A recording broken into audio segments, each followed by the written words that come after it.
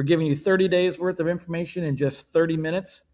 This discussion today is about one of the most practical and promising clean transportation advancements, which is propane vehicles, propane school buses throughout Ohio. Propane is a EPA-approved clean fuel. As you're looking at maybe looking at a green initiative for your school district, not only is it an American fuel, it's an Ohio-based fuel too. So it's you're not only supporting American jobs, but you're also supporting the local Ohio economy by using propane that's produced in Ohio and delivered in Ohio by Ohio companies. Auto gas fueling dispensers, there's many different options for these. But the nice thing about autogas, it's customizable to your fleet size. It can start out as simple as a 1,000-gallon tank and grow to a large 30,000-gallon tank.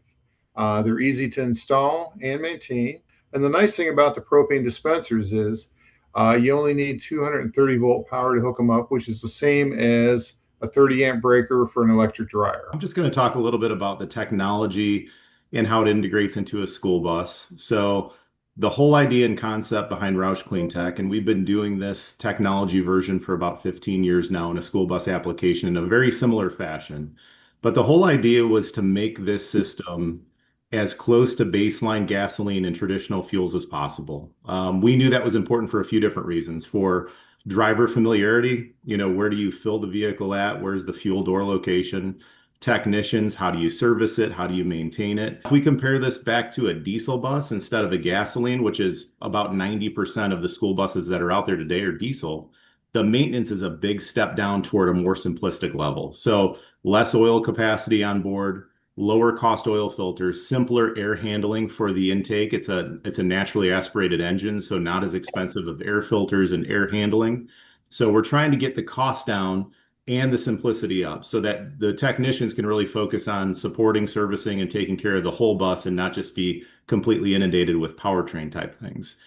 On the propane side, if you got out there and you are sub-zero over the weekend and the buses have been sitting, you can turn that key, have confidence it's going to start. It's not going to be a fuel system related issue. And that thing's going to be building heat pretty quickly, a lot quicker than a typical diesel bus.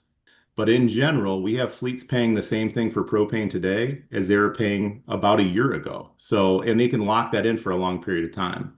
It really equates out to about 30 to 35 cents per mile compared to a gas or a diesel bus that propane will save a fleet. That's a lot. That ends up being about, for a typical fleet, $4,000 per bus per year that it's saving that they could put back toward other activities in the budget.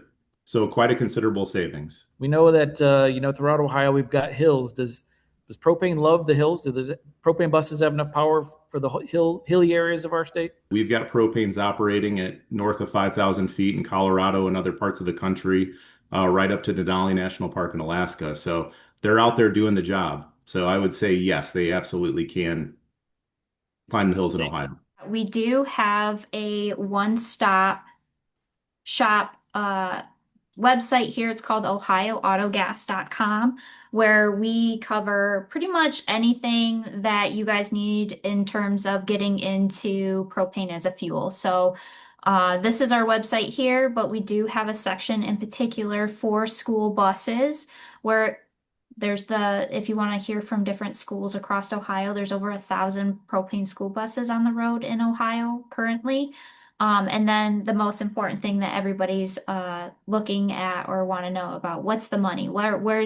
How can I pay for these propane school buses and start saving in particular for my fleet? So the OPGA does have a rebate. It's up to $16,000. It's $4,000 per bus. But there's additional funds that are coming down the pipeline that we're seeing that the OPGA keeps track of, and those are below here. All of our wonderful attendees, hope you enjoyed it. Thank you for tuning in.